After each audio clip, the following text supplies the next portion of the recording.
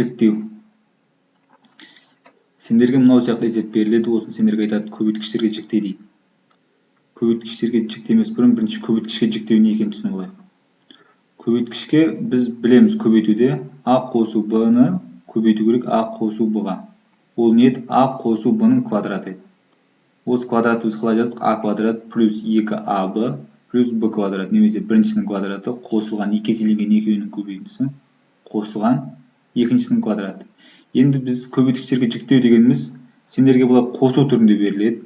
Осы қосу түрінде берілген нәрсені сендер көбейтінді немесе квадрат түріне айналдырып беру, осы не деген сөз? Осы жіктеу деген сөз.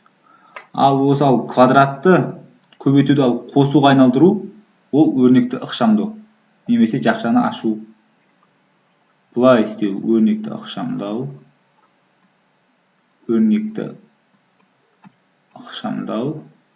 немесе жақшаны ашу өзі айтыла береді. Ал ықшамдалып қойғанды қайттан көбейтуге айналдырып беру, немесе формула бойынша квадратқа айналдырып беру, ол көбейткіштерге жіктеу. Енді бастайық. Есепке қарайық енді. Минус 4х квадрат минус 12х минус 9. Енді бірінші сандарына қараймыз. 4, 12, 9. Осы үшеуінде ортақ көбейткіш бар ма? Соны тексерейік. 4 пен 12-де ортақ көбейткіш 4, бірақ 9-да 4-ті шығарамаймыз. Себебі 9-дың ішінде 9-дың 4 деген көбейткіш жоқ. Тура сол сияқты 12 мен 9 3-ті шығаруға болады, ал 4-тің 3 деген көбейткіш жоқ. Сондықтан да бұл үшеуінен ортақ көбейткіш шығарамаймыз. Бірақ қарасақ, бәрінің алды минус болып тұр. Сол кезде бәрінен нені шығарып жіберуге болады? Минус 1 таңбасын жақшаның сыртына шығарсақ болады. Минус 1 жақшаның сыртына шығарайық. Минусты жақшаның сыртына шықса, онда 4х квадрат плюс 12х плюс қанша? 9. Мына жеріміз плюс. Енді бұның көбейткіштерге жіктемес бұрын біз екі нәрсе көріп тұрмыз. Екі қанша квадрат бар? Толық квадрат бар. Біреу 4х квадрат, біреу 9. Толық квадрат дегеніміз не, соны жазып түсіндіріп жіберейін. 1-дің квадраты ол қанша? 1. 2-ның квадраты қанша? 4. 3-дің квадраты 9. 4-дің квадраты 16. 5-дің квадраты 25. Арай кете береді. 10-ның квадраты, мысалға, 100. 1, 4, 9, 16, 25, 36, онан қандай 49, 64, 81, 100, 121 арай кете береді.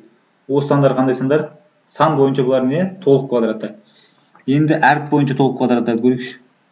x1-дің 1 дәрежесінің квадраты қанша? x квадрат. x квадраттың 2 дәрежесі, x-тің 4 дәрежесі. x3-тің квадраты, x-тің 6 дәрежесі. Бұл да кете береді. Жалпы формуласы қандай? xn-нің квадраты, x-тің 2n дәрежесі. Ортасы көбейту. Ортасын бөліп қойып.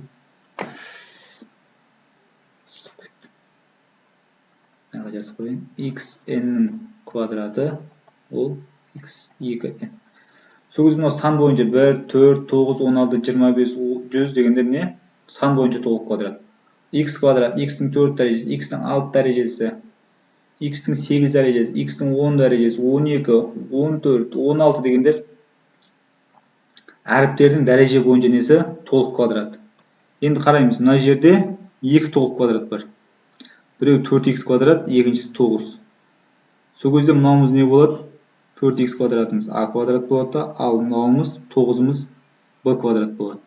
Енді біз нені тексеру керекпіз? Просто ортасындағы 12х 2аб-ның 2 еселенген абы ма, соны тексерсек болды. Егер осы 2 еселенген абы болса 12х-іміз, онда мынау берілген есеп а плюс b-ның квадратының несіне келеді? Формуласына келеді. Оны тексерейік бірінші.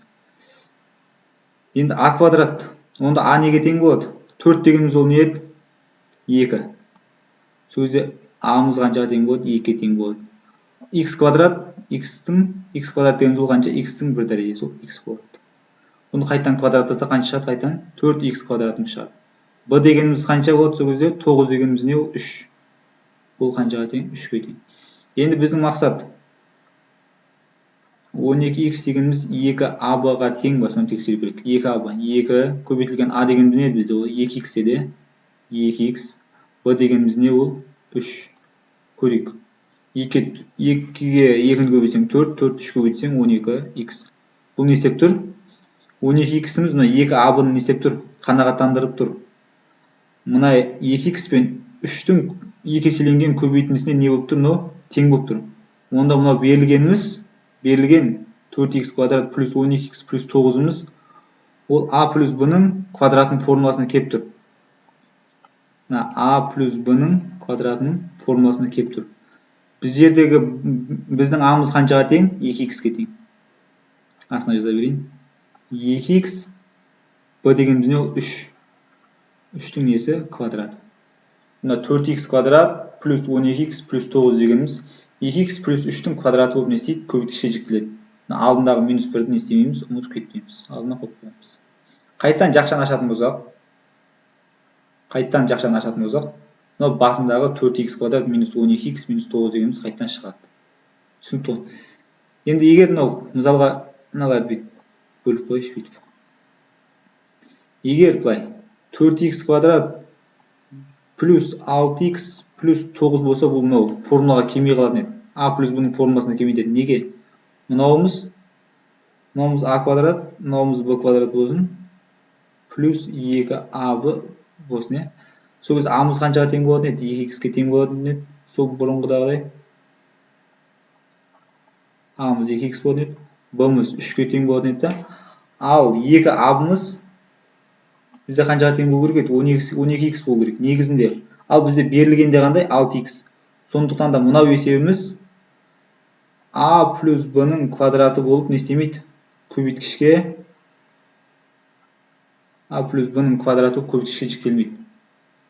Себебі ортасында мынау 6x-іміз не істемей тұр? 2 еселенбей тұр. Сондықтан да мынау a плюс b-ның квадраты болып көбейткішке жіктелмейді. Бізде мынау a мен b-ны тапқаннан кейін оны не істеу керек? Міндетті түрде мынау ортасындағы 12x-ке тексеру керек. Осы екеуінің көбейтіндісін тағы 2 көбейтсең мынау шықса, онда ол мынау формулаға кеп тұр деген сөз. Келесі есеп.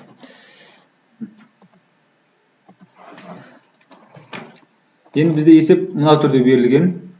25x-тің 4 дәрежесі минус 30x квадрат плюс 9.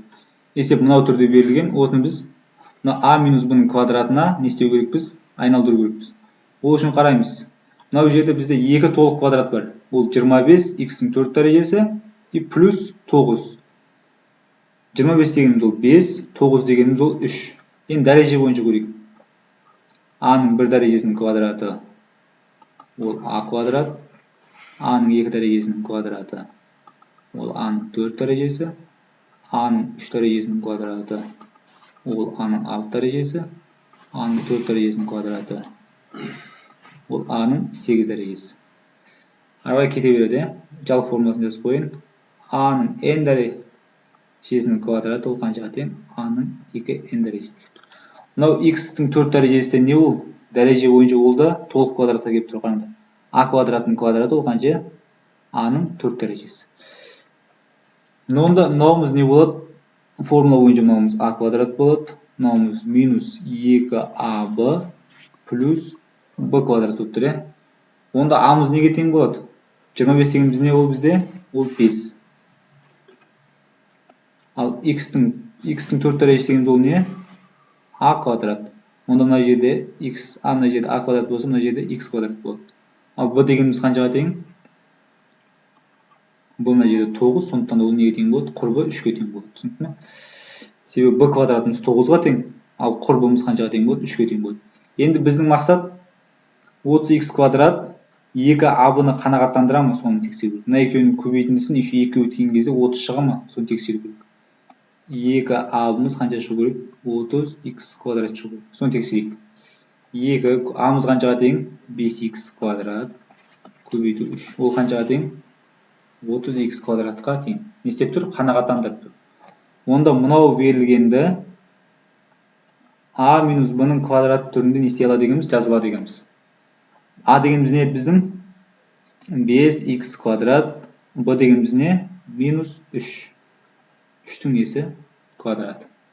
Берілген есеп 25x-тің 4 дәрежесі минус 30x квадрат плюс 9. Ол қалай жіктеледі деген 5x квадрат минус 3-тің несі квадрат. Жақшаны қайттан ашсақ, мынауымыз шығады. Егер мынаның орнында 15 болған кезде уже не істемейтін еді.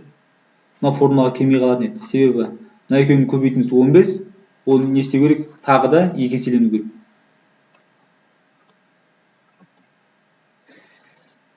Кеттік, тағы бір есеп қарастырайық. Енді мына формула келді. Мына жерде сәл бір қате кеткен. Мына жер плюс болды. А минус Б көбейту А плюс Б ол не еді? А квадрат минус Б квадрат деген формула еді. Дұрыс па? Енді бізде не берілген? А квадрат минус Б квадрат түрінде берілген. Енді осы не істеу керек? Керісінше екі жақшаның көбейтіндісі түрінде не істеп беру керек? Бізге жазып беру керек. Мына жерде қараймыз. 2 не болып тұр? Мына жерде 2 толық квадрат болып тұр, иә? Еще тағы да арасы не еді? Минус болып тұр. Онда ол неге келеді?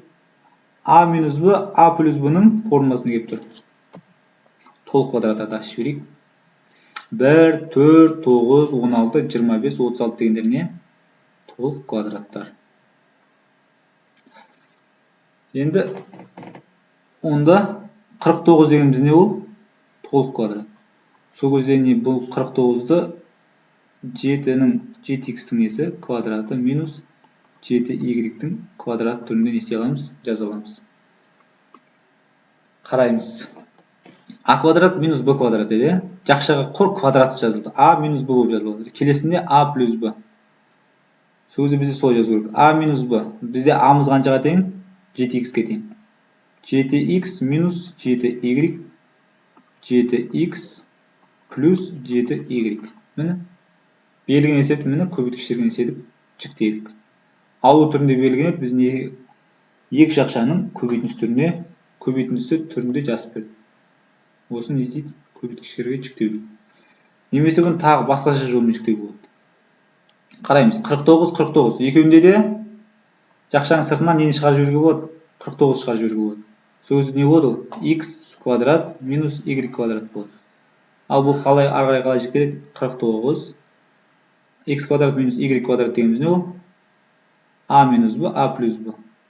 X минус y, X плюс y. Түсінікті ғой? Мынау да тура соған тең. Мынау жақшадан жақшаның сыртынан 7-ні шығаруға болады. И тағы мынау жақшадан да жақшаның сыртынан 7-ні шығаруға болады. 2 7 көбейтіліп қаншаны береді қайтадан? 49 береді. Бұлай жазғанда дұрыс, бұлай жазғанда қате емес. Болды.